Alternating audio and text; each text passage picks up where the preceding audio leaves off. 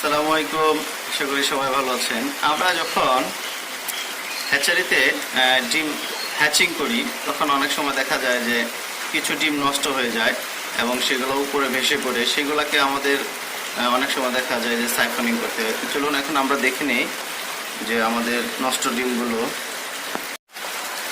এই যে দেখতে পাচ্ছেন নষ্ট ডিমগুলো কীভাবে ভেসে আছে, এবং এই যে ডিমগুলো এগুলো আর কখনো ফুটবে না, একদম নষ্ট হয়ে গেছে। এখন এগুলো হ্যাচিং জার বা জগ থেকে এগুলা বের করে দিতে হবে, নয়তো আস্তে আস্তে এই হ্যাচিংয়ের যে আমরা পানিটা ব্যবহার করি সেটা দ্রুত নষ্ট হয়ে যাবে। আমি নষ্ট ডিমগুলোকে বের করে দিচ্ছি। এই দেখেন এগুলো এইভাবে আমি উঠিয়ে নেব। সাদা ডিমগুলো উঠিয়ে নেওয়ার পর ভালো ডিমগুলো দেখা যাচ্ছে যে